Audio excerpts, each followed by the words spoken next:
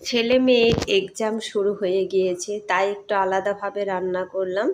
আর সাথে থাকছে বাইম মাছের তরকারি। তাহলে পুরো ভিডিওটাই দেখতে থাকেন। হ্যালো ফ্রেন্ডস, নমস্কার, গুড মর্নিং সবাইকে।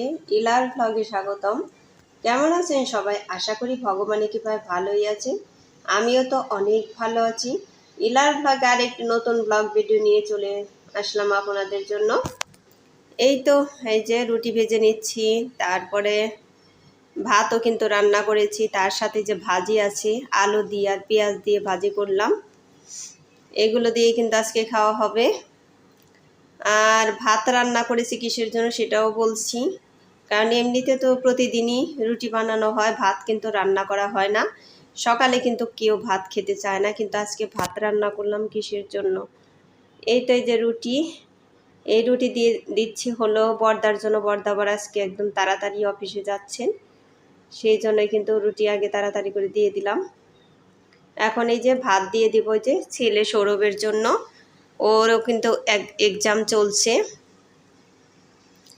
ওকে এই যে ডিম ভাজি দিয়ে ভাত দিয়ে দিলাম, কারণ ও কিন্তু রুটি খেতে চায় না এইসব জিনিস দিয়ে,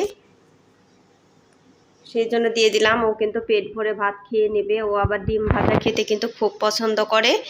এই যে এখন দিচ্ছি হলো আমার মেয়ের জন্য, মেয়ে দোলার জন্য। ওরও কিন্তু এক্সাম আজকে থেকে শুরু হলো। ও রুটি দিয়ে একদমই খেতে চায় না। আর সকালবেলা ওর পরীক্ষা হচ্ছে 11টা থেকে 2টা পর্যন্ত, সেই জন্য আসতেও দেরি হবে, টিফিনও খেতে পারবে না, ক্ষুধা লেগে যাবে। সেই জন্য কিন্তু ভাত রান্না করে দিয়েছি, কিন্তু ও আবার ডিম খেতে চায় না, একদমই ডিম খেতে চায় না। সেই জন্য শুধু এই যে ভাজি দিয়ে কিন্তু ওকে ভাত দিয়ে দিলাম।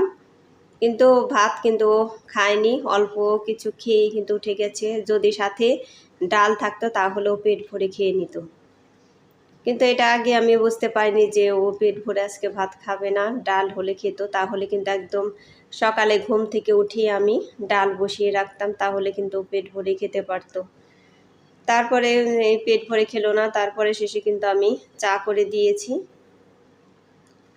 এই তো, তারপরে এদিকে কিন্তু মলা মাছের চচ্চড়ি হবে, দুপুরের রান্নাও শুরু করে দিয়েছি।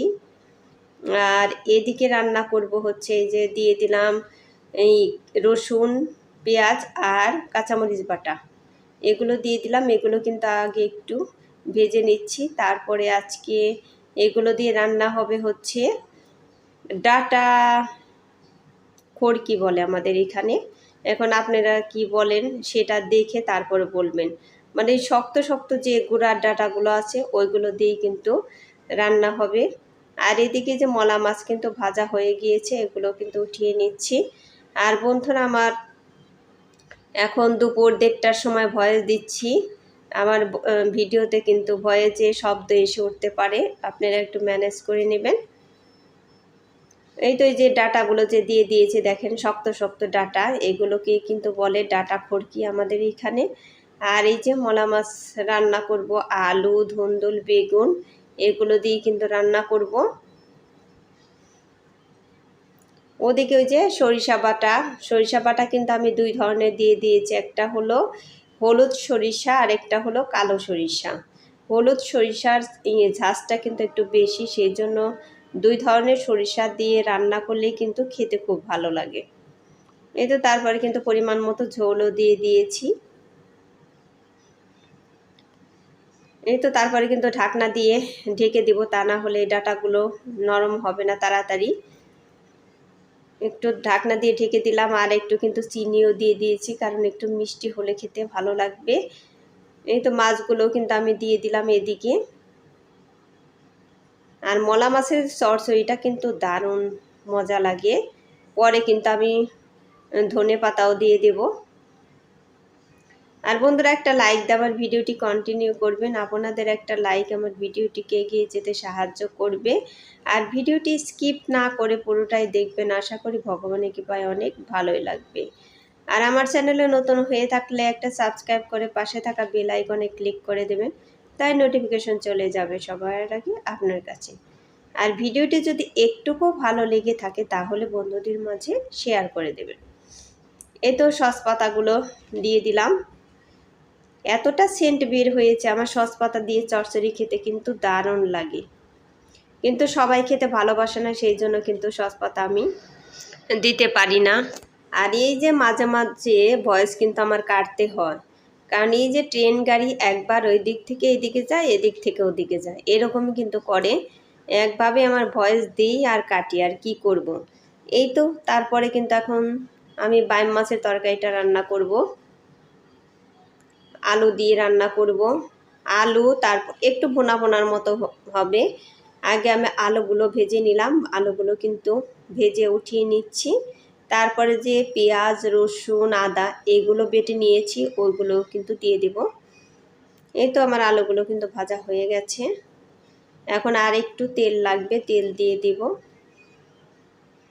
আর বাইম মাছের তরকারি কিন্তু এভাবে খেতে খুব ভালো লাগে। এই তো জিরে সম্বার দিয়ে দিলাম, এখন এই যে বেটে রাখা ওইগুলো কিন্তু দিয়ে দেব। একটু লবণ আমি এর মধ্যে কিন্তু দিয়ে দিলাম, লবণ দিয়ে দিলাম যার জন্য মানে তেলটা না ছিটে, সেই জন্য লবণ দিলে কিন্তু ওইভাবে তেল ছিটে না, তা না হলে কিন্তু তেল ছিটে একদম চোখে মুখে চলে আসে। এই তো তারপরে কিন্তু আমি গরম মশলাও দিয়ে দিলাম, এর মধ্যে কাঁচামরিচ দিয়ে দিলাম। এখন এইগুলো কিন্তু আমি ভালো করে কষিয়ে নেব। এই তো মশলা দিয়ে একটু জল দিয়ে কিন্তু এগুলো কষিয়ে নিচ্ছি ভালো করে, কারণ একটু জল মশলার মধ্যে না দিলে কিন্তু ওগুলো পুড়ে যায়, সেই জন্য একটু জল দিয়ে ভালো করে এগুলো কষিয়ে নিলাম। তারপর আবার একটু জল দিয়ে দিলাম। তারপরে এই যে মাছগুলো কিন্তু আজকে ভেজে রান্না করব না, এমনিতেই আমি মশলাগুলো দিয়ে যে মাখিয়ে রেখেছিলাম ওই মাছগুলো দিয়ে দিলাম। তারপরে কিন্তু ভেজে রাখা আলুগুলো এর মধ্যেই আমি দিয়ে দেব।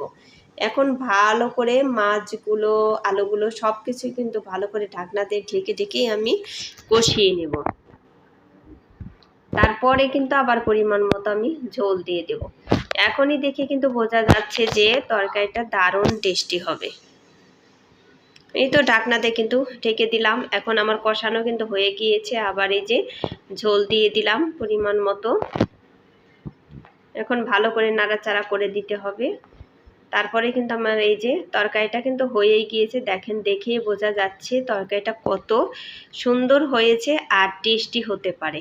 একদমই কিন্তু টেস্টি হয়েছিল এই তরকারিটা, কিন্তু ঝোলটা একদম কমে গিয়েছিল, আমি একটু ব্যস্ত ছিলাম অন্য কাজে, সেই জন্য। এই তো তারপরে যে এখন কিন্তু সন্ধ্যাকাল, দিনের রান্নাবান্না শেষ। বড়দা কিন্তু 3টা ড্রাগন নিয়ে আসছে, ড্রাগন এনে কিন্তু বলল যে এগুলো কেটে দাও, খেয়ে দেখি যে কীরকম। তার মধ্যে বড় যেটা সেটা কিন্তু রেখে দিলাম, আর এই যে ছোট ছোট দুটো ওই দুটোই কিন্তু কেটে নেব। দেখেন এগুলোর ভিতর কত সুন্দর কালার দেখা যায়, দেখতে কিন্তু খুবই ভালো লাগে। খেতে যেমন মনে হয় সেরকম হয়, কিন্তু দেখতে খুবই সুন্দর লাগে। এই তো তারপরে কিন্তু কেটে নিয়েছি, কেটে সবাই কিন্তু খেয়ে দেখবে একটু একটু করে। এই ড্রাগনগুলো খুবই মিষ্টি ছিল, একদমই মিষ্টি ছিল। এমনিতে সাধারণত কিন্তু একটু পাঞ্চা পাঞ্চা লাগে, কিন্তু এগুলো খুবই মিষ্টি ছিল। আর কালার দেখে এতটাই ভালো লাগে। যাই হোক বন্ধুরা, আমার ভিডিওটি যদি আপনাদের ভালো লেগে থাকে তাহলে আবারও বললাম যে একটা লাইক কমেন্ট শেয়ার করে দেবেন। এই তো একটা কাটা কিন্তু হয়ে গেল, এখন আরেকটা কেটে নেব। এই তো এখন কিন্তু সন্ধ্যার পর।